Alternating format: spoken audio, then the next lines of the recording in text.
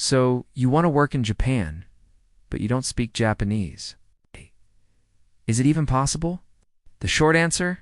Yes. But it depends on what kind of job you're looking for. Let's break down the most realistic options and how to get started. Let's start with the jobs that don't require Japanese. These include English teaching, especially alt or Akaiwa, which means conversation. Many companies only ask for native English speakers with a bachelor's degree, and some will even pay for your plane ticket. Tech and programming roles in international companies are also an option. Do you have the skills? Big companies like Amazon, Google, or Tesla have offices in Japan and hire non-Japanese speakers. Warehouse, factory, or delivery work is another choice. These jobs usually have less paperwork and rely more on physical work than communication skills. Some examples are working at an Amazon warehouse or becoming a delivery driver for a taxi or courier company. Hotel or tourism-related jobs in international areas are also a possibility. Think about working at a hotel front desk or as a tour guide in places like Tokyo or Osaka, where many foreigners visit. With this job, knowing multiple languages can be a huge plus. Finally, there's online remote work while living in Japan. This includes freelance work like web design or writing, as well as full-time jobs in sales or customer service that can be done from home. For any of these jobs, the first step is finding them. For that, job hunting sites made for foreigners are your best starting point. Check out Gaijin Pot, Jobs in Japan, Day Job, Career Cross, and Craigslist Tokyo, which is great for part-time gigs. You can also join Facebook groups like Jobs in Japan or search on LinkedIn with the keyword No Japanese. When searching, you'll see different visa types mentioned. To work in Japan, you need a proper visa. The most common ones for non-Japanese speakers are the instructor visa for teachers, engineer, or a specialist visa for those in tech. Working holiday visa if you're eligible, student visa with a part-time work permit and specified. Skilled worker visa for factories, agriculture, and other manual labor. Some employers will handle the entire visa process for you, especially if you're applying from overseas. However, if you're already in Japan, you may need to apply for a visa change. So make sure you read up on your options and requirements carefully. Let's talk about why you should consider learning Japanese. Even if a job ad says no Japanese required, that doesn't mean it'll be easy.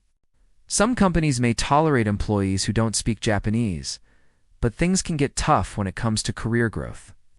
Knowing the local language can help you advance faster. Plus, not speaking Japanese could limit your career options or force you to work fewer hours because of the nature of your job. For example, being a waiter at a restaurant can be physically demanding and tiring.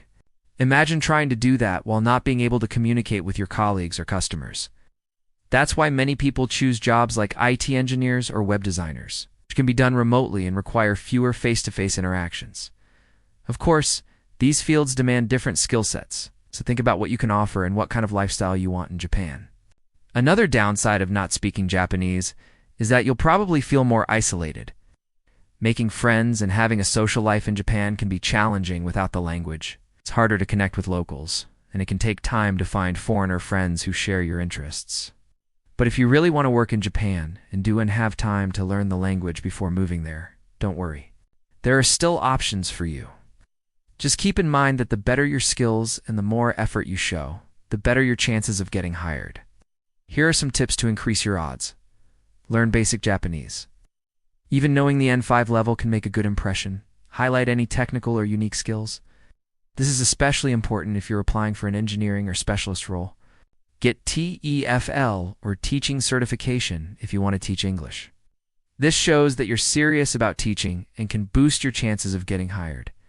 Look for international companies with English-speaking teams, as we mentioned earlier. Companies like Amazon, Google, and Tesla hire non-Japanese speakers. So start your search with them. Be flexible with job type and location. If you're open to various job types and locations, you'll have more opportunities available to you. For example, you could consider working at a hotel in a rural area where English-speaking staff are less common, but still needed. Even if you don't get your dream job right away, persistence pays off. Keep applying and refining your job search strategy, and eventually you'll find a place that values your skills and offers you a chance to work in Japan. Yes, you can find a job in Japan without Japanese. But remember, Language barriers may limit your opportunities, but they don't have to stop you. With the right preparation and mindset, you can build a fulfilling career in Japan regardless of your language skills. Good luck on your journey.